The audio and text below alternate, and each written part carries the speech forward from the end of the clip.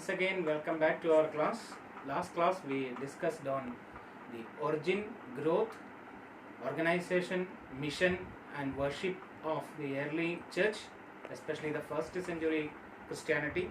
Today we are going to look at the social status of the Christians and the people lived in the first century. There was a phenomenal disparity between rich and poor in the ancient history or ancient society. The poor was very poor and the rich was very rich. And to qualify as a Roman senator, one had to earn 25,000 denarii.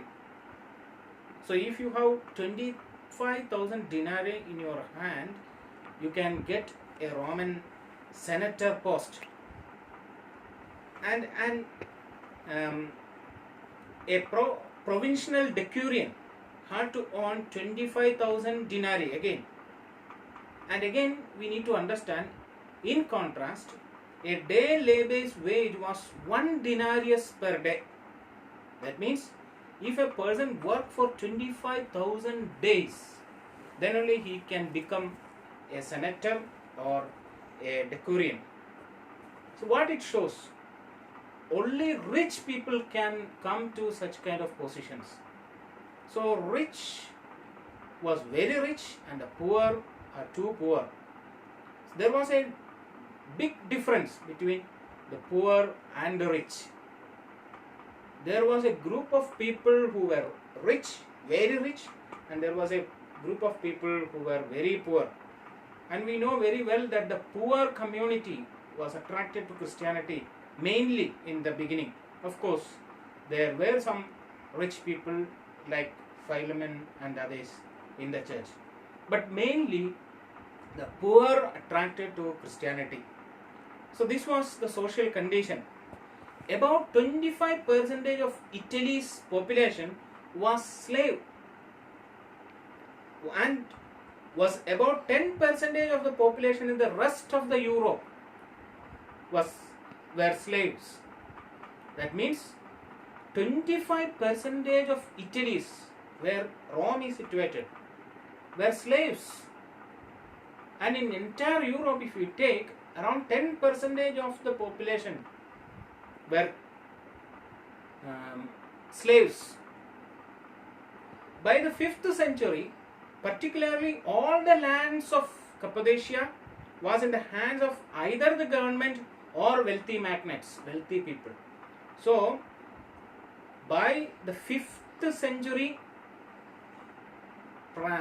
most of the or all the land of Cappadocia is the region, that we know, the Asia, Cappadocia, Laodicea, that region was in the hands of either the government or in the hands of some wealthy magnates, some wealthy people.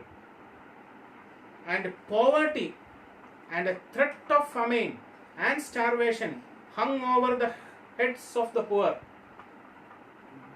Poverty, most of the people were poor, and threat of famine. Whenever there is a calamity, natural calamity happen, especially if it is a famine or an earthquake or any calamity that happened, the first it affected the poor. Poor were the victims for most of these kind of calamities. In times of crop failure, it was difficult and extremely costly to transport food by land to places of shortage. So we know in times of crop failures or crop failure, it was difficult, very difficult and extremely costly to transport food by land to places of shortage. While the price of food increased 16% when it was shipped from Alexandria to Rome, Alexandria in Egypt to Rome, when they export the food, there will be an increase of 16% of price. So we can understand the social situation of the people.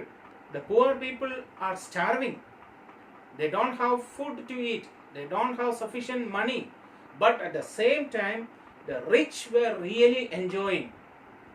So the social disparity between rich and poor were very much evident during the first century, in the time of Christianity or the beginning of Christianity.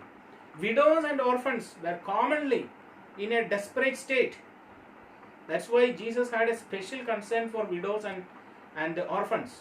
Widows and orphans were commonly in a desperate state, in a very difficult situation, typically lacking the employed person of social expectation. Around 40% of children had lost their father by age 15.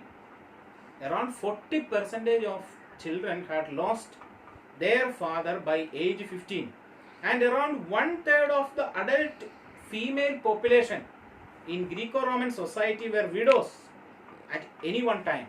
So almost 1/3 of the adult female population in the Greco-Roman world society were widows at any one point, any one time. That means almost all these periods, we should understand 1/3 of the female population were widows, and 40% of children had lost their father by age 15. And the New Testament church drew heavily from the poor classes, but did include some wealthy members. Of course, some wealthy people were there in the church, but most of the people were poor, and these kind of orphans and widows and poor and the marginalized group of people. Later, more of the better off came into the church, as the writings of, there is a writing called Hermas, Shepherd of Hermas, and Clement of Alexandria and Cyprian. They all indicated that later most of the better off, means somewhat good or little bit wealthy people started joining the church. Yet until well into the 4th century, the urban poor and artisans tended to be overrepresented in the early church.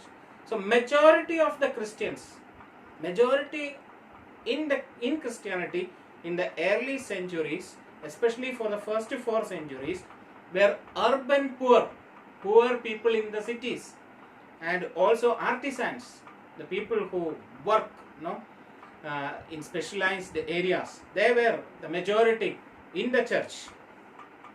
And here we see Jesus' teaching was given in the context of the Old Testament with its concern for shalom, that means peace, wholeness for the community, peace, wholeness for the community, social justice, and concern for the poor. Jesus' teaching was given in the context of the Old Testament with its concern for shalom, that means wholeness for the community, social justice, and concern for the poor. He expressed a preference for the poor. Jesus always expressed a preference for the poor and called his disciples to radical renunciation and radical community. He expressed a presence for the poor. Always he was around the poor, and called his disciples to radical renunciation and radical community. He always taught his disciples to renounce, give up. Don't try to be a rich, but renounce, giving up, or give up what you have. So he introduced something, a radical kind of community. And koinonia means fellowship. Koinonia of the ongoing early church were one of practical sharing. That means if there are rich and there are poor, the rich renounce or give up their possessions and give to the poor. So always Jesus emphasized, and in the early church Christianity emphasized, koinonia or fellowship of the ongoing early church were one of practical sharing. If there is no practical sharing, there is no fellowship. Normally we say we have a good fellowship, and the poor come and the rich also come, and they all sit together and they sing songs and they pray together, and we say that they had good fellowship. Actually, fellowship comes only when there is sharing. And we see that Luke's depiction in Acts is not simply an idealized view of an early time, as the same picture recurs in church records of the following 100 years. So Luke recorded, or Luke in Acts mentioned about such a wonderful community that people shared everything. They considered everything as common. So this was not just an ideal situation of the first century. It lasted for at least 100 years or more, that people shared what they had. So today we saw the social condition of the people in the first century, especially what was the social condition of the people in the church. Most of the people were poor. At the same time, there were some rich people, but they considered everything in common. There was a practical sharing. That is what we call it as koinonia, or fellowship.